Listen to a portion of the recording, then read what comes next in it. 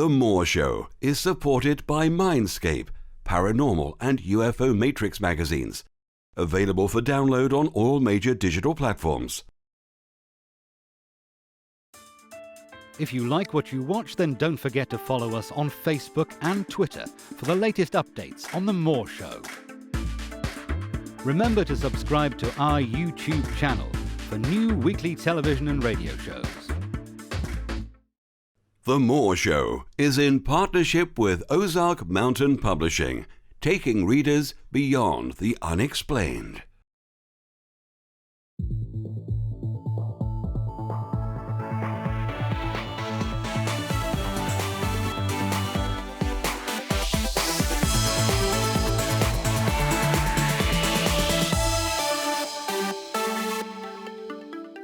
The comments and views expressed on The Moore Show are those of the people that make them and do not necessarily reflect the view of Kevin Moore, The Moore Show, or this radio station and its affiliate or sponsors. This show is for entertainment purposes only. Broadcasting from the UK and across the world on TV, radio and online. I bid you all good morning, good afternoon, good evening, wherever you may be across all the world's time zones. This is The Moore Show, and I'm your host, Kevin Moore. For the next hour, I'll be covering subjects that will open up your mind and provide you with information you may have never heard before. On today's show, I'm joined by Michael Reccia, who's here to discuss his book, The Fall.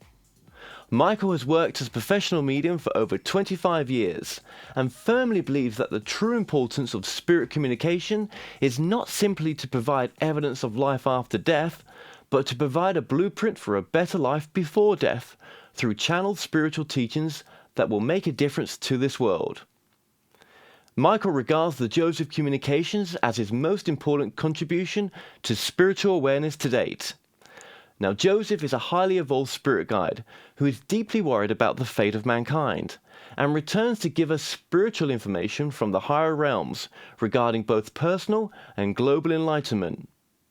Joseph's trilogy of books contains all the information we need to transform ourselves and save our planet before it's too late. Michael, welcome to the show. Thank you, Kevin. Now, Michael, where did this all start for yourself? It began for me as developing as a medium many years ago. But in developing as a medium, I didn't simply want to bring through clairvoyant messages without understanding where they came from. I wanted to understand the mechanics behind mediumship. And I wanted to go deeper into mediumship and, please God, answer some of the bigger questions in life. It wasn't enough for me to stand up in front of a congregation at a spiritualist church and say, well, your grandfather's here and he's saying that he knows that you've painted the back door again. I wanted to go beyond that and ask, what is that life like? Who are we? Why do we have to live and then die and go somewhere else? What's the big picture? And what's the earth? Why is the earth as it is at the moment? Why is it in such a mess?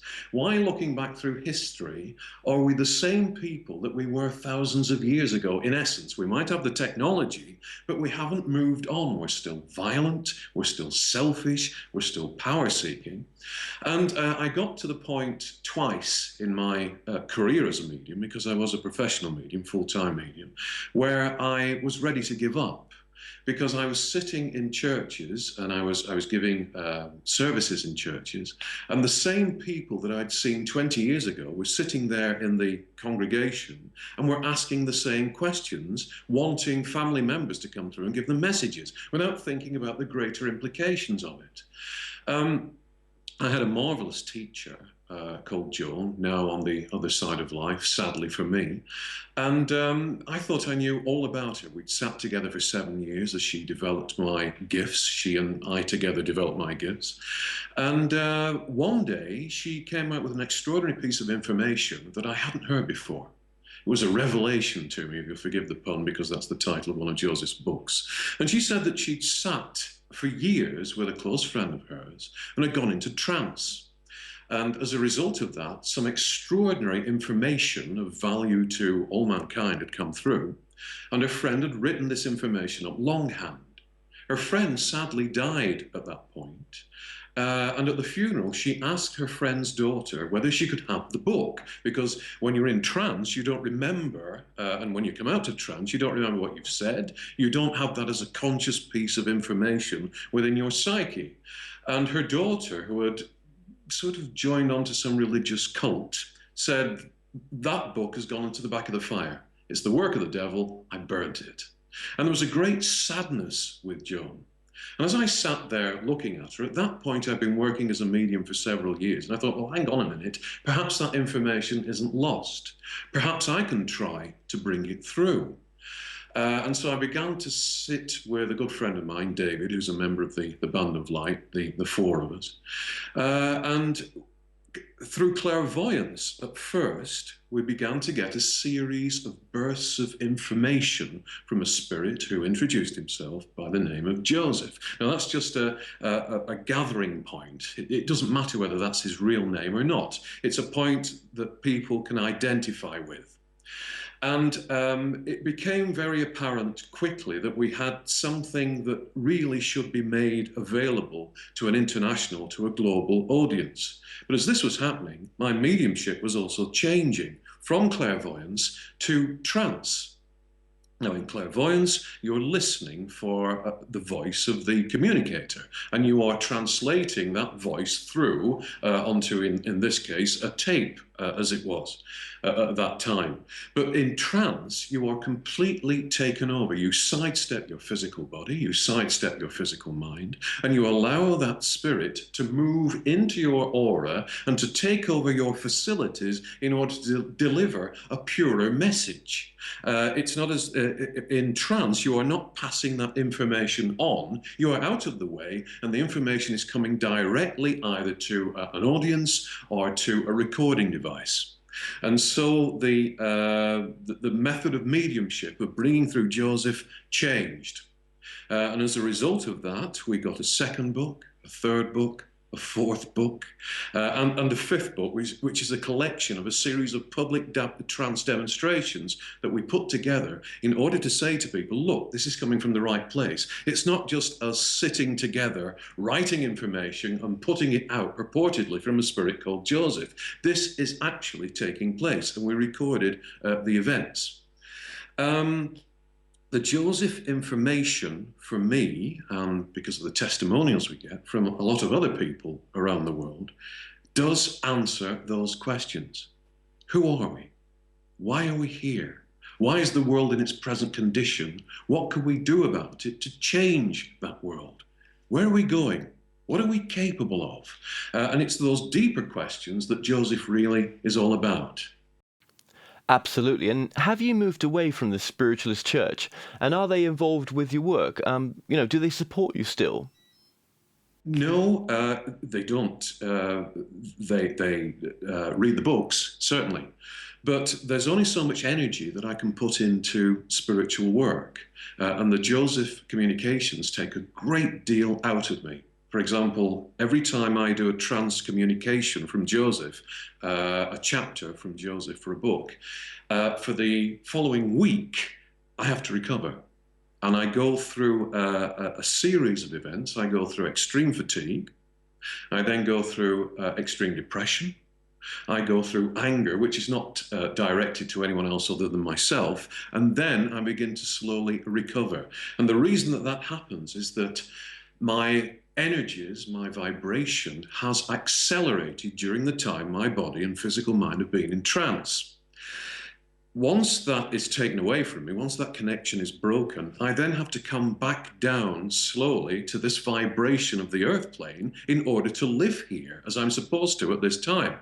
And by comparison to the bliss that I've been released into for a time, this place feels very heavy, very depressing, very awkward, and very difficult to deal with. And so there's only enough energy for us at present to sit once a month to bring through a Joseph communication.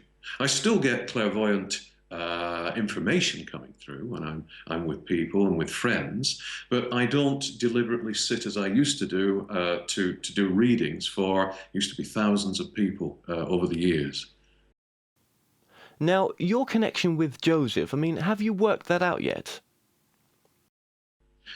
Yes, it's not a guide connection. Many people make the mistake of thinking that Joseph is one of my guides. And by guide, I mean someone who is elected to walk this path with me so that when I'm being stupid, and if I listen to my intuition, I can perhaps get myself out of the fixes that we all get ourselves in at times and advance as the spiritual being that I really am. So Joseph isn't a guide. Joseph is a member of a group soul. A group soul is an elevated number of spirits who have a harmonious intent and have grouped together in order to work out that intent.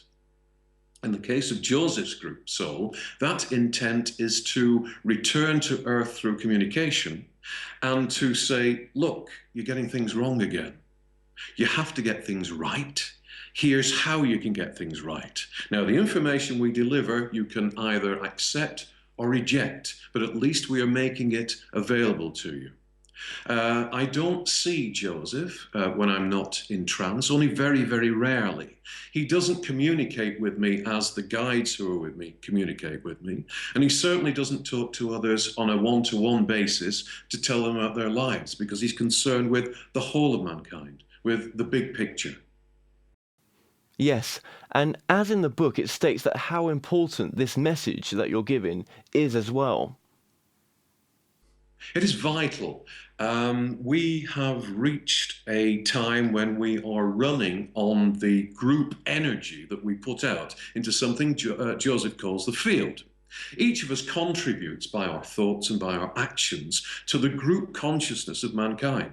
And that is a finite amount of energy that we are running on, because we're not going to the God within. We're not going to higher vibrations to fuel ourselves and to fuel our thoughts. And we are literally running out of energy. We haven't changed. We are still investing in war. We're still investing in power seeking. And unless we do change by bringing light into this world, we are heading for cataclysm. I think you can see it in the investment that we have made in physicality and materiality at this stage. And I think you can also see it in the way that technology is tying us more tightly into this field of negative energy that we're putting out. It always amuses me to see people standing at bus stops or waiting for trains or sitting in cafes, absolutely glued to their mobile phones, absolutely glued to their electronic devices, to the extent that they don't acknowledge the surroundings around them, they don't acknowledge the people around them, and we're growing further apart.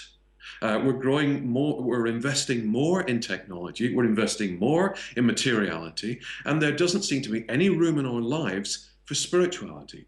And spirituality is where we're coming from. It's what we are. We can't ignore it. We can't go from birth to death without examining who we are, what we're capable of, and that's not happening. Yes, and I agree with you 100%. Now, the first chapter in your book, titled The Beginning, who are we truly, and where did we come from? We come from the divine.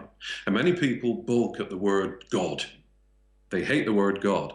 And when I'm talking to people, when I give an evening demonstration or an evening workshop, if you mention God, you can see this frisson of negative reaction to that word traveling through the audience, because religion has separated us from God to a great extent.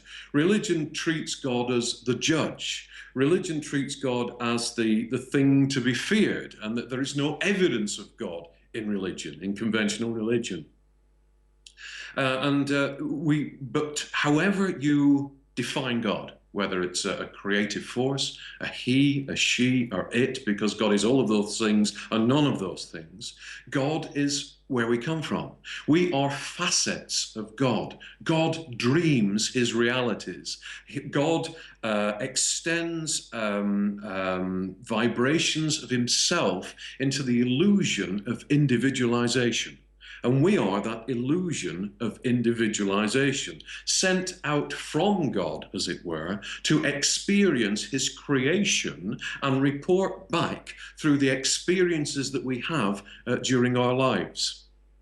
We are also here as facets of God to evolve, to become more than we were when we came here at first. And that is the purpose of existence as well, to grow, to change, to experience, and to take that experience back to the Godhead when we leave this place, but also to take that experience back to the Godhead on a daily basis, to involve the Godhead in a daily basis, to acknowledge that we are all one, and that one is part of the one, cap T, cap O, as part of God, and to bring that knowledge into our daily dealings with others and our daily dealings with life in order to illuminate each other and illuminate this life and expand and change and grow. We're not doing that at the moment. We're not doing that. We're locked into these rather small lives that we think are the be-all and end-all of existence, when there's so much more going on beneath the surface that needs to be tapped into on a daily basis. Sure, and in your book you state the meaning of life, which, can be quite complex. Is it to appreciate what you are and to appreciate that you are an aspect of God, a never-ending aspect of God that can't be damaged, can't be obliterated, can't be diseased, or pulled down to a state of depression because such things, originally did not exist? Yes, we're made in God's image, not in the way that we look, but in the way that we operate. We are co-creators with God. We are creative spiritual beings. Our thoughts have great power. Our thoughts bring to us exactly what the charge of those thoughts is. For example, if our thoughts are of depression, we bring out of the ether, out of the field, more depression. If our thoughts are of lack, we bring out of the ether, out of the field, more lack. It is equally we are equally able to bring out of the ether and to create positive thoughts, but we are conditioned to believe in lack, to believe in illness, to believe in old age, to believe in deterioration of the body, to believe that all striving is useless and futile, but we are creating those things equally as we could good things, as we could positive things. And Joseph is saying it is time to realize that you are a creator of your own environment and a creator of the group environment through the thoughts that you pour into the matrix of thought that is around the world. So why not send light out instead of upset? Why not believe in that better world and see that better world and create that better world? And as you said at the beginning, Kevin, it's simple, but it's so complex for us to do because we expect complexity. We expect the answer to be complex. It's not, it's simple. It's simply a matter of changing our mind. And not just changing our physical mind, but changing our seat of consciousness from the head mind, which is that annoying computer in our heads that gets us into so much trouble, to the heart mind that connects us with God. If we're coming from the heart, we're coming from the right place. We make the right judgments, and we are able to pour out from the heart light, a vibration of light that changes situations, changes hardened hearts, changes those who cause so much trouble in this world by alerting them from within. You can never change somebody from outside. You can never say, "Thou shalt not." But if you send light to their heart center, and enough of us do this, then over time that heart center, that spark, begins to be the dominant center within the human being, until there comes a point where they think, hang on a minute, what I'm doing is wrong. There's another way to do things. I don't know what's changed me, but I've changed from within. And at that point, they become bringers, senders of light too, and join the network of light, of light sending and light bringing that is going on around the world at the moment to literally illuminate the planet and illuminate its inhabitants. Well, yes, as in your book, it states that the building blocks of the physical universe are particles of condensed light. I mean, it's all about light. Yeah. Light is what we're made of. And yet, light is the power that we wield. Light is our spiritual tool to use however we want in creating.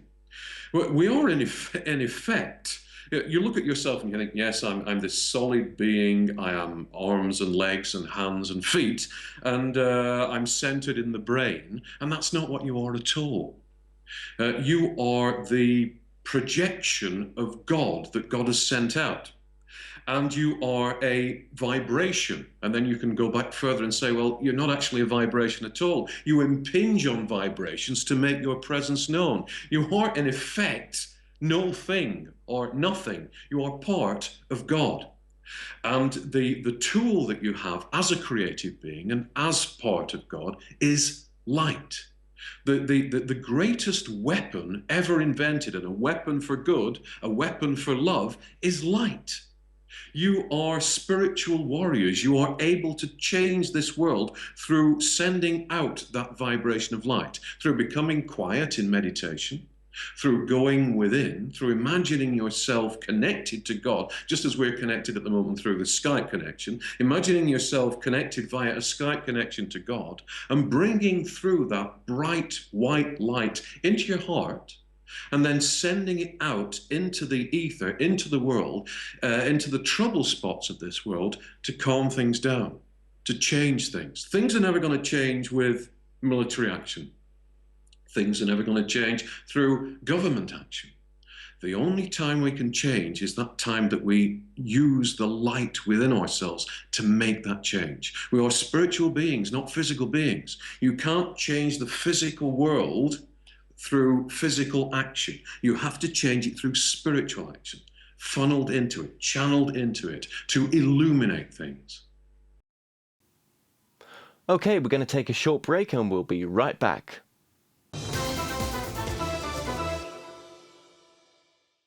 The Moore Show is supported by Mindscape, Paranormal and UFO Matrix magazines. Available for download on all major digital platforms. Visit themoreshow.co.uk/shop to purchase products and services from your favourite past guests. If you're new to this site, you can also catch up on the previous television and radio shows through YouTube and the Moore Show website. The Moore Show is in partnership with Ozark Mountain Publishing, taking readers beyond the unexplained.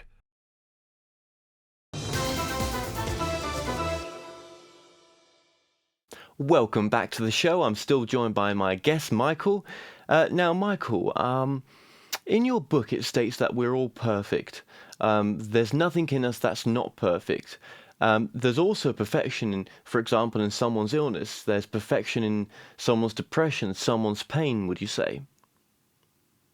Yes, in the sense that we are perfect beings. We create perfectly.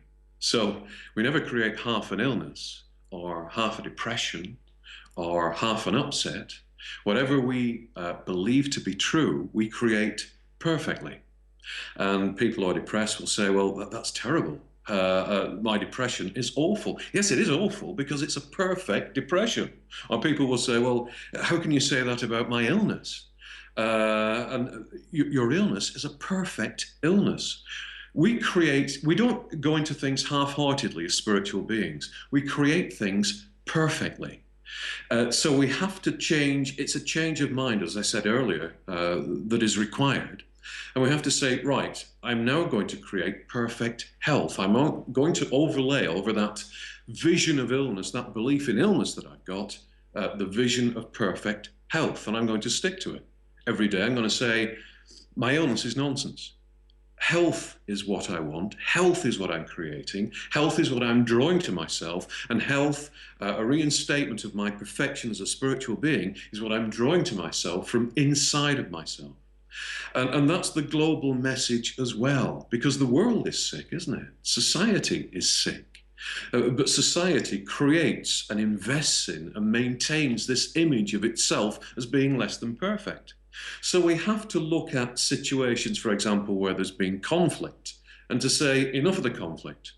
Despite what my physical senses are bringing to me in the way of news from that conflict area, I maintain my vision of that being a perfect, harmonious area.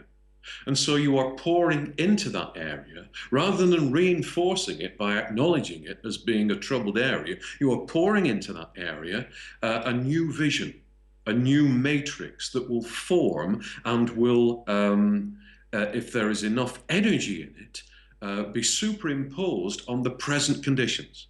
We'll bring those present conditions out of turmoil, out of strife, into light and harmony. Right, okay. I mean, when we consider our abilities of what we can manifest, we've sort of imposed sets of limitations on our beliefs that our abilities are limited, but our potential is unlimited, and we can follow our dreams and manifest great things, would you say? Yes, again, it's down to belief. What do you believe you are capable of? And in an ideal world, you say, well, I'm capable of great things, but then the mind attacks you. And the mind says, no, you're not. No, that can't possibly happen. Why can't it possibly happen? You are a creative being. You are a perfect image of God. Whatever you believe in the measure that you believe in it, you create. And we're back to moving the seat of consciousness, the seat of where we're coming from on a daily basis, from the head mind to the heart mind. You see, this thing in here is only there to allow us to make sense of this physical area that we find ourselves in. And this thing in here is set to allow us to survive. So the thoughts that we're getting from the physical mind all the time are thoughts that are weighing up whether we can survive. And every decision it makes on our behalf is to allow us to continue to survive.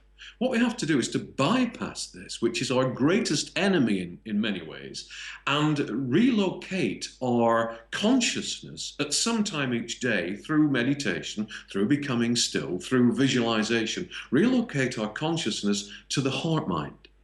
The heart mind is our connection, our USB cable link to God.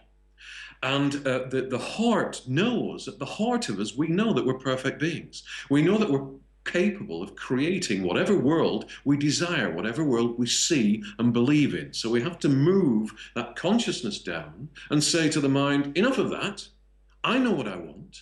I know I am capable of creating it. I know it is already created. Thank you, Father, or thank you, Divine, or thank you, God. And acknowledge that you've already done it. And then you are living in that new vibration that you've already created and moving away from the things that have held you back for so long. Now, when we come to the physical universe, you describe it as sort of being on stage, that there are no mistakes, but do you see the universe or life as a stage in a sense? Everything is a stage. Everything is a stage. This room that I'm sitting in now, the room that you're sitting in now, give you opportunities to play out whatever you decide to play out, whatever you want to play out. The world is and originally was a stage for us as spiritual beings to visit this planet, and as a result of visiting this planet, to go through a series of experiences that we could then move on from. The problem is we've become locked in a pattern. We repeat the cycle of destruction on this level, and we've forgotten who we are. We've forgotten that it's a stage. I'm holding a table at the moment, but physics, scientists will tell you that much of that table doesn't actually exist. It's just atoms revolving to give the impression of solidity. I've visited film studios in the past, and it's interesting to perhaps go into a living room, or it looks like it's a living room, and then go around the back of the set and see that it's just a number of flats, a number of pieces of hardboard that are held up with pieces of wood.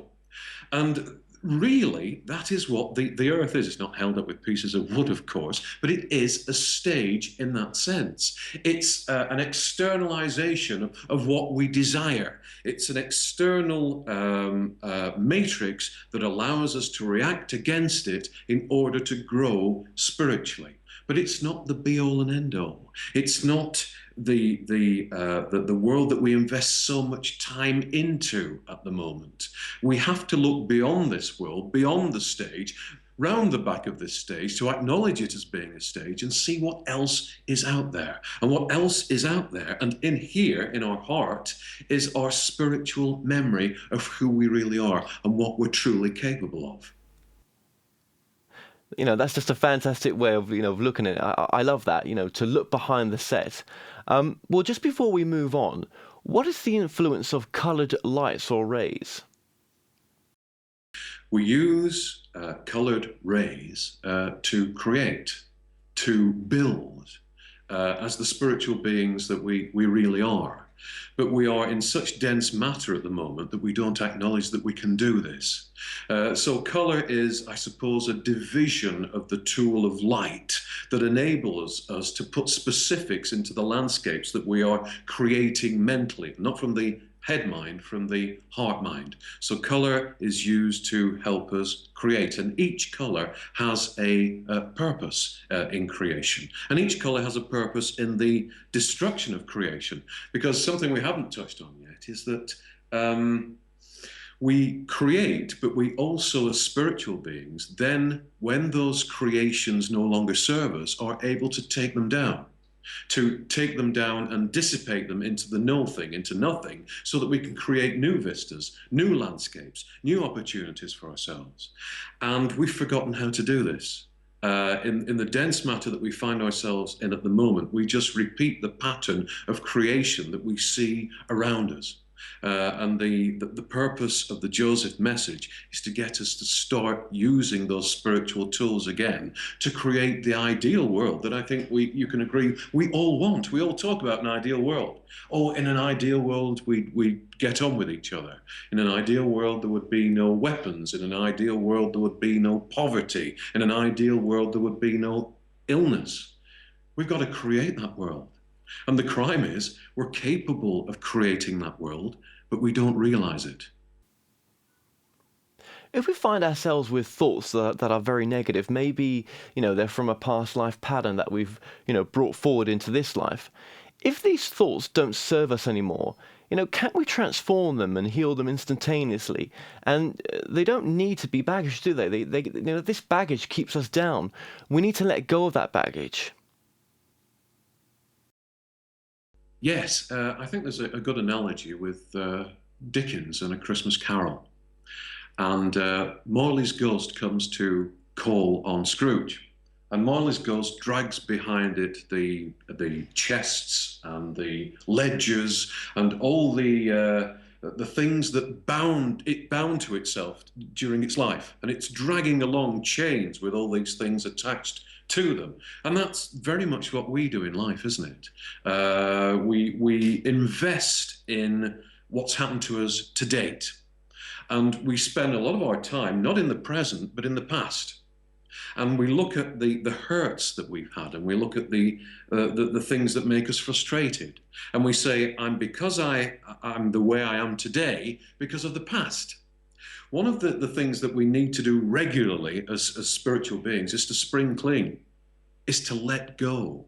And it's as simple as that, to go in meditation and as you said, to look at those thoughts that are no longer of use to us, those situations that are no longer of use to us, that baggage that we drag around with us, and let it go.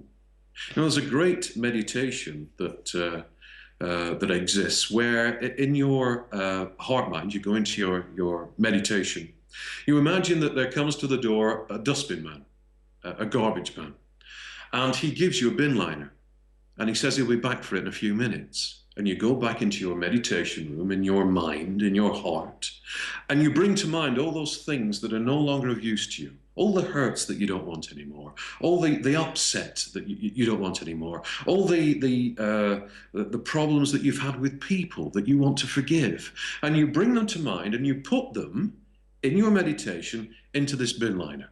And if it fills up, you find that another one suddenly appears in front of you, and you fill that one until you feel that you've got rid of all the things that have been weighing you down, all the things that have been pulling you back. And then there's a knock at the door again in your meditation, in your visualization, and it's the same garbage man. And he takes the bags from you, and he says, I'm going to make sure that these never affect you again. And you see him going down the road to an incinerator, and he throws them in. And he turns around and smiles at you, and just as you're closing the door, you can swear that you see wings on this man, who isn't a man at all, but an angel, who has taken away those things from the past. And on a daily basis, well, certainly on a weekly basis, we need to examine those things that are pulling us down and simply let go of them. As we let go of them, we let in more light. Our bodies, physical and spiritual and mental, work as they were supposed to work.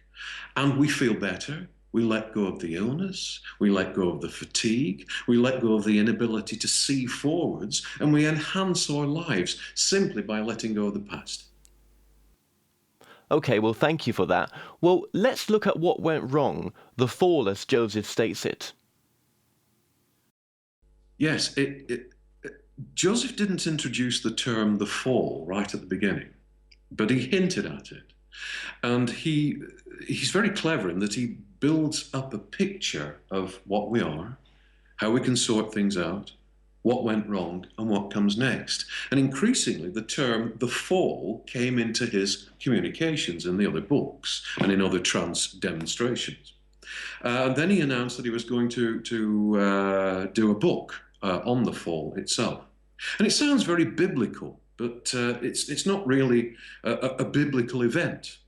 What he is saying is that we were originally, and still are within our physical bodies, angelic beings who came to this area of space, to the earth, to experience, to move through the opportunities that the earth had to offer us so that we could evolve and take that information back to the Godhead.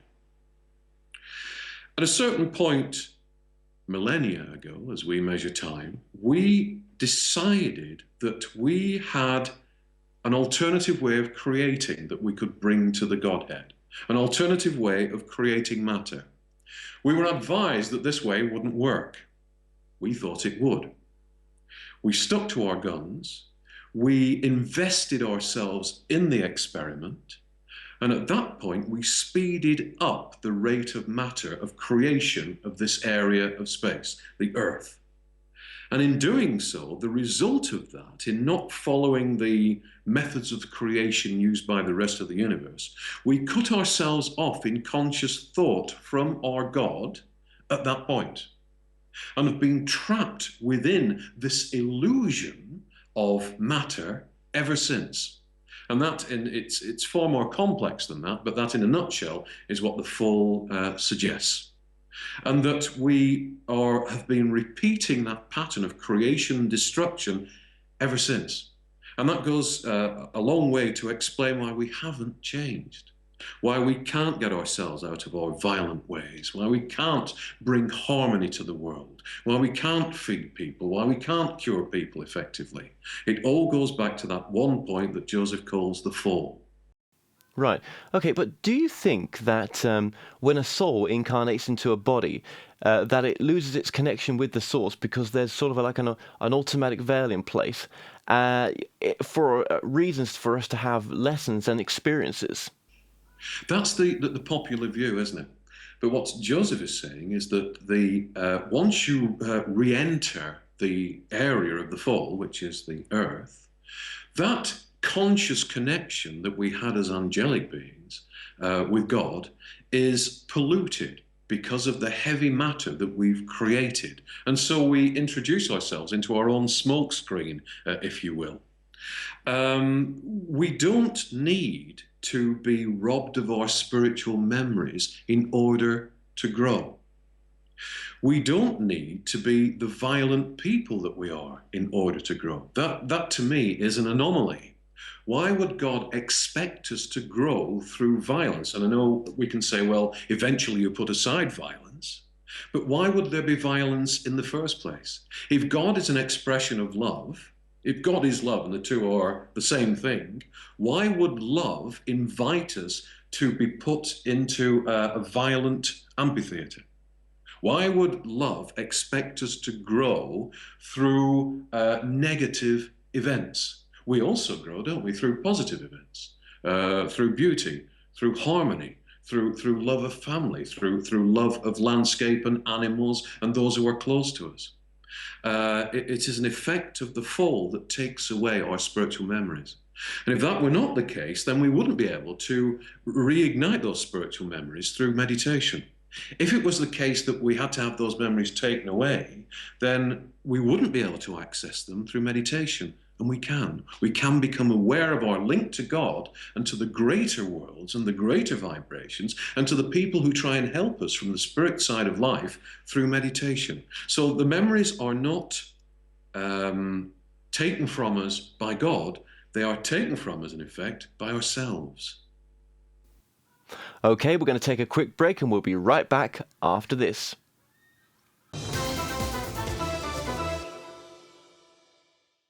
The Moore Show is supported by Mindscape, Paranormal and UFO Matrix magazines, available for download on all major digital platforms. If you like what you watch, then don't forget to follow us on Facebook and Twitter for the latest updates on The Moore Show. Remember to subscribe to our YouTube channel for new weekly television and radio shows. The Moore Show is in partnership with Ozark Mountain Publishing, taking readers beyond the unexplained.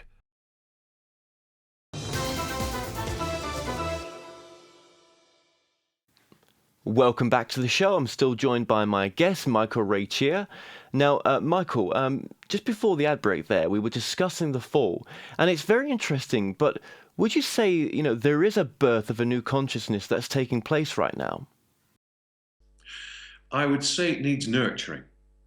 I would say that there is much in New Age teaching that is of value. I would also say that there is much in New Age teaching that is a distraction. And Joseph talks about distraction in spiritual matters. We haven't got an infinite number of tomorrows left in which to get things right. So, it's fine for us to look at crystals, which have a value. It's fine for us to bang our gongs and to dance in sacred ways. All great, all spiritual. But the core of what we need to do is to transmit light into this area before it's too late, and to nurture those who are coming to try and transmit light to us, to teach us. And there are many children being born now who have a very advanced psychic sense.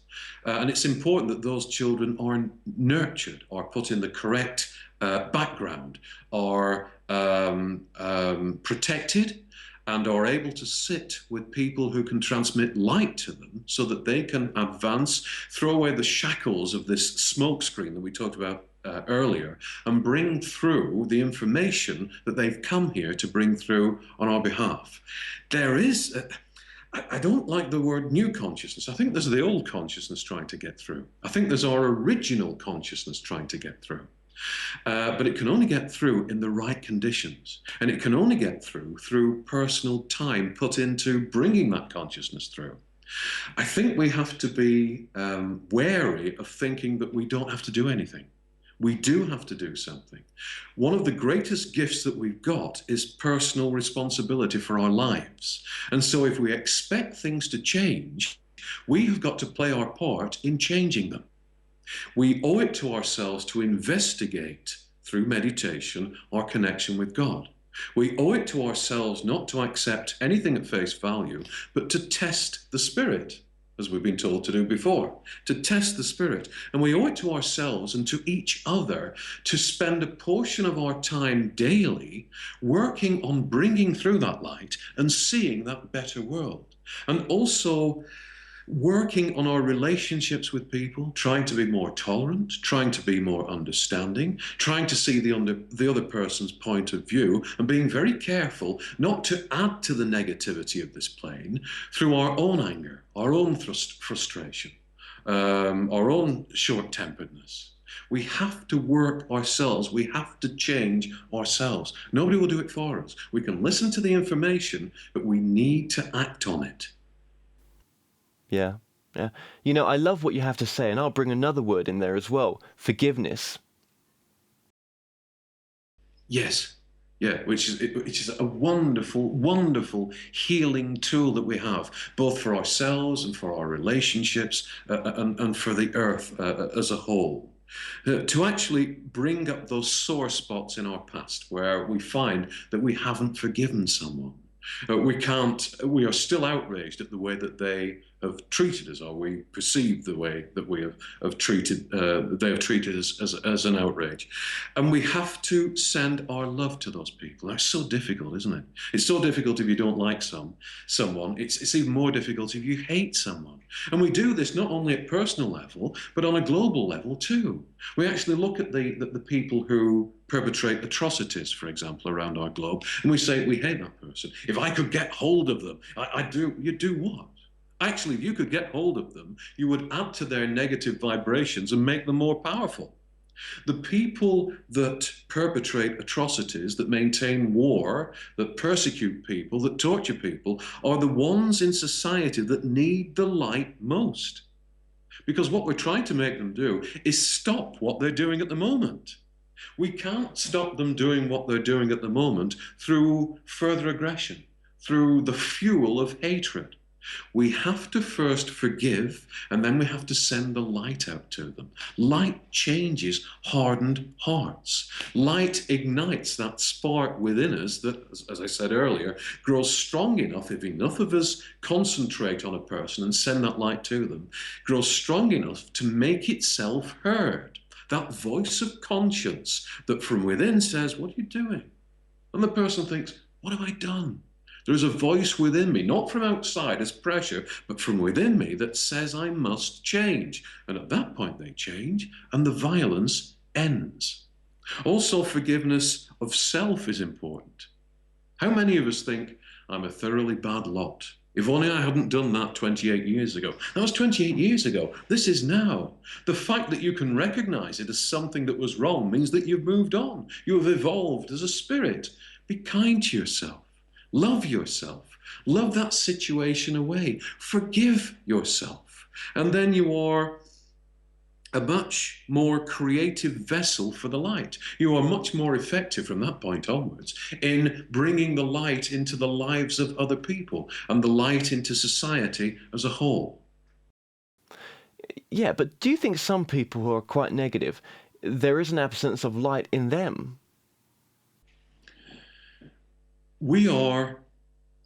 This is something that is controversial. At heart, at core, we are all equal. We are all equal parts of God.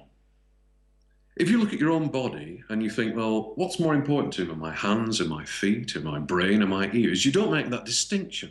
It's an important body. And we are all of equal importance because we are all part of the body, if you like, as an analogy, of God. God doesn't make distinctions and say, that person is full of light, that person isn't. Or this is my favorite, and that person is not quite my favorite, but I still like them. God loves us, the divine loves us equally because we are all part of him. Therefore, at core, we are all the same thing. We are all the same thing. We are all one. And we all have an equal amount of light within us and are capable of wielding an equal amount of light. But we become lost. We've become lost in this matrix of heavy matter, this matrix of negativity that we have created. And some people are more susceptible to it than others. But what you are trying to pull out of the darkness with someone who seems to be particularly perverted or particularly coming from the dark side of things is part of yourself. Is part of yourself. This is why Joseph comes back to communicate with us. This is why Joseph hasn't moved on into bliss, because he and the other members of the group soul that he is a part of recognize the need to get every aspect of humanity out of the fix that we're in. And they do this through love, and they do this through recognition of everyone being equal to everyone else.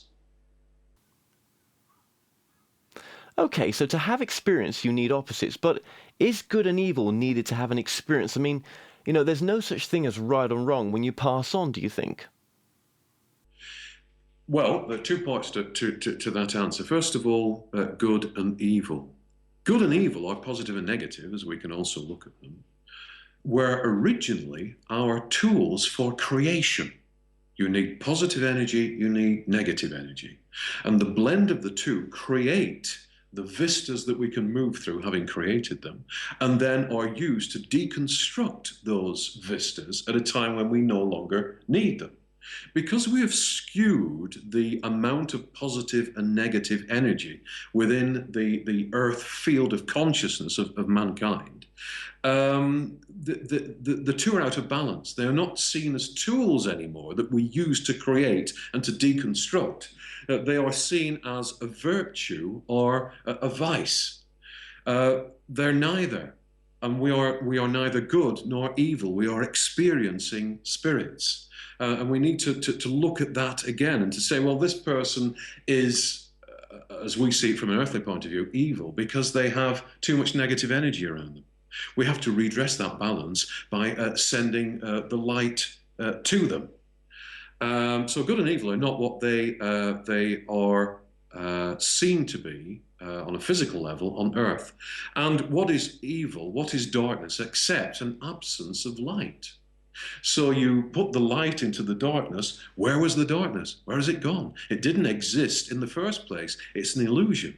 And it's as simple as that on a spiritual level, to shine light into the darkness, but also as complicated as that, because we don't believe it can be so simple. We don't believe that a person can be changed by sending light to them. Yes, they can. They can't be changed by any other means. Sorry, what was the second part of your question? Well, Was it to do with God on a universal level, good and evil on a universal level? sure, no problem. No, what I asked was, is there such things as right or wrong? And do those things matter when you pass on? Yeah. We still have to. We're back to baggage now. We're back to the things that we drag around with us. We're back to beliefs and trends in our life. And if we believe in a certain way of life that is negative, then when we pass over, if that is a dominant belief in our life, we still have to evolve out of it. And so we will find ourselves in an area that harmonizes with our dominant beliefs and vibrations. In other words, if we've acted from a low vibration during our lives, that is the vibration that we harmonize with. And so the higher vibrations of reality will be beyond us for a while until we've moved ourselves through experience out of that low vibration and into the higher ones. So there are consequences for living a negative life. This is not some judgment from God. This is the way that we operate. We always attract more of the same to ourselves. So if we approach life from a very base level, from a very selfish level, from a power-seeking level, then when we move on, we still expect those things. And those things are not of the advanced levels that we eventually move on to. And so we find ourselves stuck for a time, helped by people, yes, to get out of that state of mind, but stuck for a time until we can rid ourselves of those vibrations that we have invested in for so long on the earth. Yeah, yeah. And we're not our assets, we're not our body. And who are we when we pass on then? And what do we take with us? We don't, as you said, we don't take with us the car, we don't take with us the holiday, we don't take with us the big house.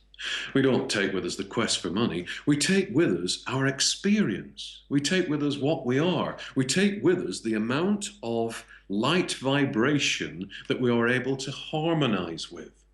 And it also behoves us to take with us some view of the afterlife, to at least explore it in spiritual books, in examining transcommunications, to see what's out there. Many of us get to the other side, and we have no knowledge of that life continuing whatsoever. And that places us in a rather dark place as well, because there are people trying to help us and say, look, you still exist. And we refuse to acknowledge that. And there's a paradox, because we're still thinking, but we are not observing the landscape that we should be in. We're only here for a short amount of time. I mean, if we live to 150, it's only the blink of an eye on this level. And so, just as we invest a lot of time investigating this life, we should surely spend some of our time investigating what comes next and deciding for ourselves through our heart center what we feel to be accurate information and what we feel to be misleading information. Yes, but Michael, surely all the answers are there in religious texts, and they are the only truth, yeah? Well, Joseph says with his books, for example, that the real message is behind the word, behind the words of the book, not the words themselves. And whenever you put words down on paper and present them to somebody and say, this is the text, you are saying, well, you therefore have to believe from point A to point B, and anything that is outside of that is forbidden to you. That's what many religions say, isn't it? What Joseph is saying is that you need to, all the answers are there with you, yes, but the answers are within. You don't need to go outside of yourself, in effect. Joseph always says, here's the information, take it to someone's door, in effect, present it to someone's door, and then it's up to them to decide whether that information is right for them or not. And you decide what's right for you or not spiritually by spending time in meditation and listening to the heart, by forming your own view of what comes next. Because when you meditate, when you connect to the heart center, you are connected to God. And you might not see visions or hear people during your time of meditation, but through your inspiration, through your intuition, you will find that certain thoughts come to you during the day or during the weeks after your meditations that give you a new view of the world, a new view of yourself, a new view of the physical and spiritual universes. It's within you. That's Joseph's message. The ability to change is within you. The answers to who you are within you, waiting to be unlocked. Not waiting to be unlocked through a religious text outside of you, but through a religious experience, or rather a spiritual experience that is a reconnection to God that takes place from inside of you. I mean, I respect any religion, but I never like the fear-based stuff where, God is judgeful, to be feared, God will punish you. I mean, that goes back to original sin, doesn't it? Yes, I was brought up as a Catholic, and I sort of thought my way out of it in my teens, because I thought, if I can forgive someone, and I am so much lesser than God, according to my religious beliefs, then how can God condemn someone who has made a mistake or a misjudgment or has taken a long path rather than a shortcut? How can God condemn that person to eternal fire, to eternal hell? It just didn't make sense. And I think something that is also very important to consider is that God doesn't judge us at all. We judge ourselves, which is rather more frightening, because at some stage in our existence, we'll look at what we've done and thought, I shouldn't have done that really, with a view to moving on, not to condemning ourselves, but with a view to moving on. But God never, ever judges us. How can God judge part of himself? God is love. We are an extension of God. We are therefore part of that loving matrix, that loving creative force, and that's what we exist to do. And all God is saying to us all the time is, come home. Bring home your experiences. Bring your experiences back to me. Or go out there, create, experience, love, live. Bring those experiences back to me. I love you unconditionally. I love you all equally, as I love every other part of my creation equally. And it's a complete turnaround that does away with a lot of the guilt that is heaped upon us by certain of the religions in order to control us. But there must be consequence for, rape, murder, etc. There must be some sort of natural karmic law. There's always cause and effect. There's cause and effect. But what Joseph is saying is that because of as a result of the fall, those negative experiences that we go through on this level of consciousness do not actually apply to other areas of creation. We have trapped ourselves within this skewed matrix of energy because of the experiment that went wrong, if you like, long, long ago. And as a result of that, because we feed our consciousness from this matrix of energy rather than from the God within and outside of this matrix of energy, we make the same mistakes again and again and again. And yes, people do terrible things, but there has to come a time in their infinite existence, their everlasting existence, when they don't do those terrible things, when they move on from those terrible things. And we can move them on from those terrible things now. The power is with us now to send light to those people and to send light into those situations to make the difference now, and not to think one day you'll be punished, and it's a natural reaction, isn't it? If something happened to somebody close to me, I'd say, one day you'll be punished. But then I would bethink myself and think, well, hang on a minute. Really, what you need to happen to you is for you to be brought out of the darkness, out of this physical darkness that you find yourself in. And so I'd like to think, please God, I'd like to think I would be strong enough to send light to that person and to forgive them. And that in itself is very often the point at which they change. There are sometimes extraordinary events, aren't there, at the hearings of murder cases where the victim's parents forgive the person who has done the murder. And at that point, that person changes. There is so much love there that burst of energy changes them, and they bethink what they've done and begin to change from that point onwards. Okay, well, we're almost at the end of the show. Your last chapter is called Disconnection, Reconciliation and Ascension. Now, is that where we're heading towards? Ascension's another one of those words that upsets me. And it upsets me because a lot of people feel that ascension involves us suddenly one day departing this world in our physical bodies, moving to another plane of existence entirely, and leaving behind everybody that's not of that persuasion, that hasn't reached that point in their evolution. Ascension to me and to Joseph is a reconnection with God, an ascension from this low level of thinking that we have at the moment to our remembered spiritual level of thinking and creating through reconnection to God through the heart center. At that point, we ascend in consciousness. We don't move from this world until our time comes to move from this world, but we ascend in consciousness. And having ascended in consciousness, we then have the tools and the capability to send love to the rest of the world so that other people begin their journey into ascension, into remembrance of who they really are, what they're capable of, and how they should be acting towards themselves and to each other. Okay. And what would you say is the most important message of the fall? Yes, I know Joseph would say with his wry sense of humor, don't do it again. And sort of think your way out of it spiritually. Realize that you can only alter the world spiritually. We are spiritual beings. We can't alter the world physically by attacking those areas that we see as being wrong from a physical perspective. We have to first attack them, change them from a spiritual perspective. Then we send out light to everyone else and they begin to change because their wake-up call has begun from within. The change has to come from within because that's where we connect to God, inside here. His message would also be realize that something has gone wrong with the world and seek personally to put it right. Don't leave it to anyone else. You can make a difference today by sending light to each other and to the world. Everybody that listens to this, that watches this, can make a difference personally. Don't say, what can I do? Little me. There's no such thing as little me. You are an all-powerful spiritual being. You are part of God. Yours is the power to make a difference for the good.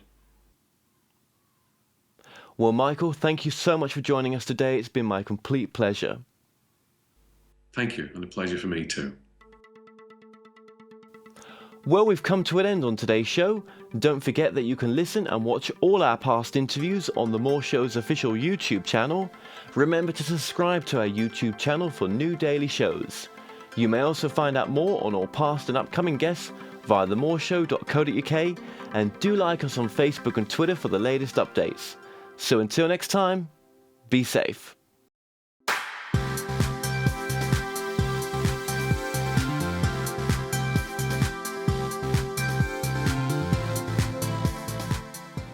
The More Show is supported by Mindscape, Paranormal and UFO Matrix magazines. Available for download on all major digital platforms.